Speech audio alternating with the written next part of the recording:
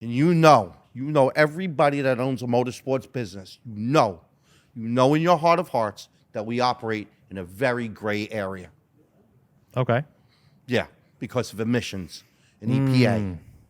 Okay? Okay. Okay? And it sucks. It sucks. It effing sucks that I got to work this effing hard and still be in a gray business where the EPA can come in here or whatever other environmental agencies and shut us down. Mm-hmm. Now, I love PRI. I love SEMA. I think they do a phenomenal job Okay. with SEMA and PRI.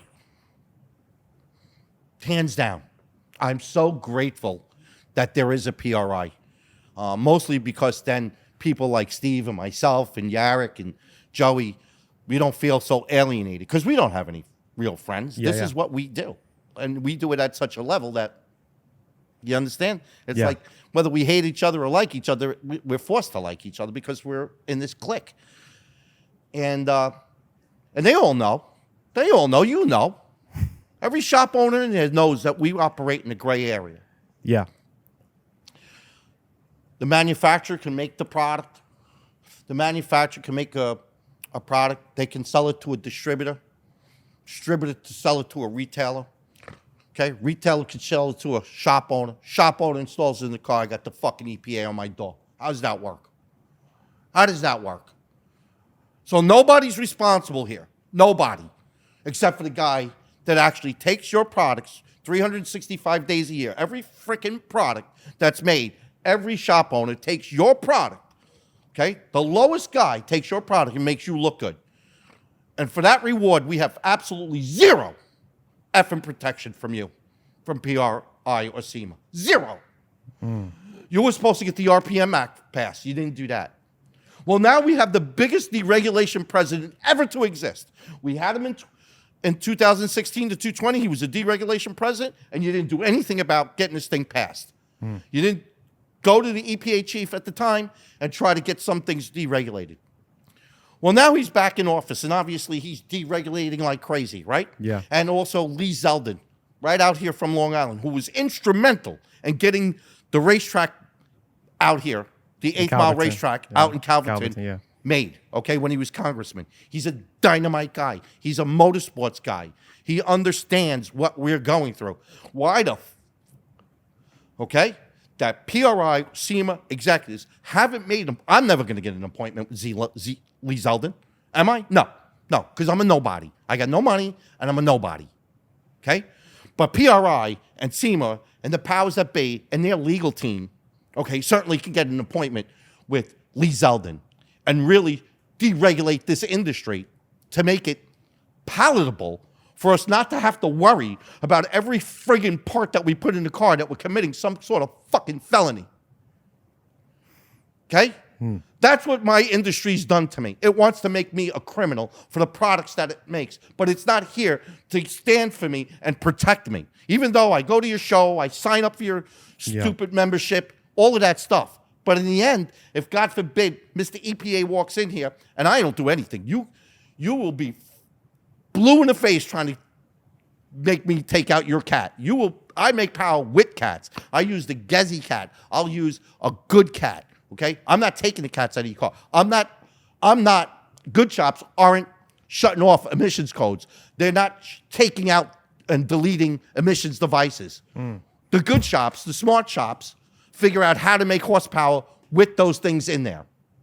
If a GTR can make 600 horsepower from the factory with a cat in it, so can Vinny 10. You have the power at PRI and SEMA to get an appointment with Lee Zeldin, EPA chief, and get some of this shit that we have to go through as shop owners off our backs. Because on top of every freaking thing else that we got to worry about, payroll, comp, insurance, health insurance, building insurance, now we got to worry about one day, after 20 years or 25 years, somebody could come in here and nitpick. And you would think that it was handled in the first Trump administration. No, it didn't get handled. Well, now we're into a year into the new administration. Did we hear anything from PRI or SEMA that they got an appointment with Lee Zeldin to make our industry great again? No, you haven't. So we got a big problem. We got electronic, fuel-injected, modern cars. You know what? If I got a carbureted car, no problem. I can walk up to that car, adjust the air fuel, adjust the timing. Yeah. Right? Why can't I do that with a fuel-injected car? I'm not allowed to. Why? Just because it's fuel-injected, the car doesn't wear out just as much as a regular carbureted car? No. So you've removed an ability for me to adjust cars for putting the parts in the car that the industry sells. And I can go to jail for it. My business can be shut down. I could be sued. Where is PRI and SEMA to protect shop owners like me with legislation through a deregulatory environment, which we have right now, to save some of these shops? We have a problem. We have a twofold problem. So if the EPA is going to shut us down because you're not going to do anything, right? Okay? And single operator, owner operator tracks are going out of business. So we can't run the products that you're selling on the street, and we can't bring them to the track because the tracks are going out of business. So where do you think you're selling these parts? Where do you think this industry is going then? Okay?